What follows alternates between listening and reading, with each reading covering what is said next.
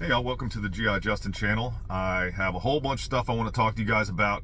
The most important thing is something I had all these plans for what I wanted to film today. I decided just to pull over here at the mall and go ahead and get this going because some news has come out that is, in my mind, something you guys should know about right now, and something that if you're not prepared for can be a real problem depending on what the government decides to do with this. So it's really a hot button topic right now, but there's this new thing called the CBDC. It's the central bank digital currency. And I think it's actually terrifying. One of the things that I really think about is they are talking about bureaucrats having the ability to determine that your money that you've earned, you've paid taxes on, will have a shelf life, and that they can limit your ability to save that money. Wow.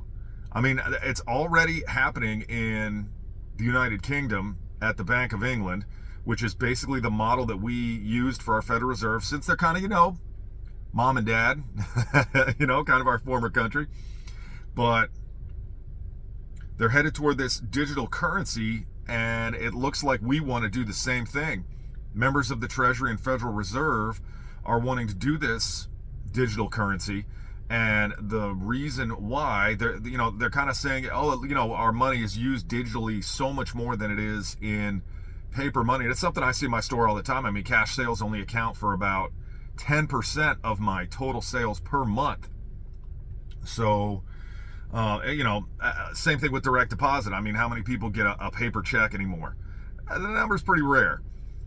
So small. We have one employee out of all of mine who still prefers the paper check, and I would say in the history of my company, that's probably been about the standard.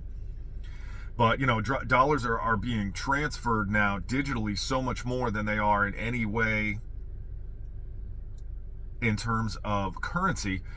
But the thing that bothers me about this CBDC situation, it's not just you transferring money from one location to another.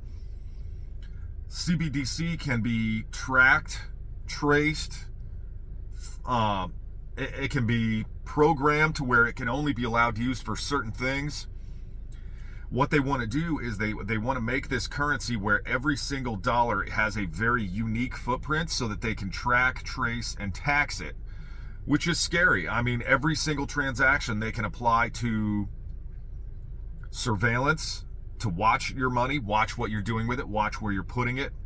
They can record it to trend your purchases, which, if you haven't watched my video on your social credit score, I'm going to link that one in the description, and it'll pop up at the top. But they're going to use this as a way to hook in with this social credit score to track what you do as a person and create a digital profile of you as a person and what you do, and then attach a credit score to it. Again, is this America or what? Like, that is, I just don't understand why that's even an idea. So the thing that's scary about the CBDC, like I've said, they can be set aside only for certain purchases while forbidding you to make other kinds of purchases. The government can dictate which dollars from your income that you accrue can go to what. So they can force you to spend a certain amount of your money on food, or limit your ability to take a vacation if you wanted to. And in those terms, they could even limit all the way down to what kind of food they want you to eat, because they won't allow your money to be spent on these other kinds of food. So I think that's super troubling, because we're looking at a time where both Republicans and Democrats are trying to tell everyday average Americans what you can eat, what you can't eat, what you can do, what you can't do. Everybody should be driving an electric car. Everybody should be cutting your carbon footprint. But at the same time, they're all flying around in their private jets, burning up billions and billions and billions of pounds of fossil fuels, because the rules that apply to us don't apply to them. But then they want to put just another one of these shackles on you. And I think that's super scary. So it's sort of in line with, to a lesser degree and extent, food stamps, where they can only be spent on specific things. What happens if you are a junk food company, speaking of? What if you're Lay's potato chips and magically this CBDC comes out? They can put you out of business if they choose to. Is that America? Again, is it? No, I don't think it is. So they're basically going to dictate how your money that you've earned and been taxed on can be spent, and they're going to dictate your life with it. I mean, they're going to control how much money you can save, because they're going to put these wear out dates on money to say, hey, if you haven't spent this money by X date, it just goes away. It goes back to the central bank and you no longer have access to it. Imagine with them trying to dictate how we're living already and how we're using our electricity and our renewable resources. Imagine them being able to dictate what temperature you have to keep your house at. Hey, you can only spend $300 a month on cooling your house. Better open some windows. Okay. Who are you to tell me, if I want to keep my house at 700 degrees? This is America. You can't tell me that I can't, if I want to spend the money on it, spend $700 on that stuff. Madness. So there will be basically government control to the nth degree over every single dollar in America that is ever spent. The government and central bank can basically force spending and prevent saving by imposing these maximum saving levels and preventing people from accruing wealth by confiscating your money. And you'll have to rely on the government in the event that there's an emergency, and you won't have any funds available to you to have that rainy day fund, to have that we're going to go on a vacation that is extravagant in a couple years. They just want it to be what they want it to be. And who makes those decisions? What elected officials get to determine how I want to spend my money? If I want to spend my money on beer and cigarettes, this is America. Maybe not the best choice, but I should be allowed to do it. Freedom is the tenet of our society, and you want to tell me that they're going to put us in a situation that we have to live by their rules if we want to make money and survive? Like that is not the America that anyone wants to live in. And again, it is shocking to me that we're in a day and age where the ESG, the social credit score, where they're going to look at your social media, how you spend your money, how you live your life, and use that to determine what your credit score should be.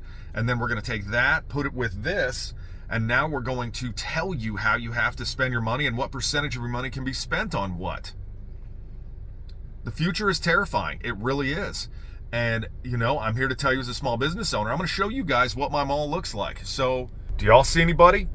I sure don't. I see no one. What's going to happen when we're in a situation where there's no one here because the government won't let you spend the money that you earned on what you want to spend it on? And then they're going to say, hey, you have 3 days to spend everything you have because we are going to confiscate it if you don't.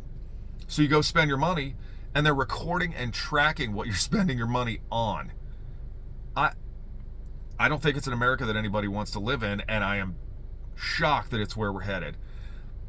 How do you guys feel about this whole CBDC situation? I think every single one of you feels the exact same way I do, and I am really concerned about where we're heading as a nation if social credit scores and central banking currency is the way we're gonna go, the way we're headed. What happened to the good old dollar? What happened to us having the freedom and the right to choose what we want to do and what we want to say? Who are these people to make these determinations for us? I don't know. I think it's problematic, to say the least, that this is the direction that America is interested in going. Yeah, I don't know. Yeah, throw some comments in. Tell me what you guys think about this. Do you think there's a chance that the government having some more oversight over how we spend our money will actually force people, that top 1%, to actually spend their money and get it circulated, as opposed to just, what is it? Like they say the top 2% owns 65 or 75% of all American wealth. Maybe they should be forced to spend it. Maybe Bill Gates buying up half of America shouldn't be allowed. I don't know. It's a slippery subject, and I do really want to know what you guys think. So hop down there in the comments and let me know what your guys' thoughts on this are, because I really see this as a huge problem for America. So thank you guys so much, and I hope you have an awesome day.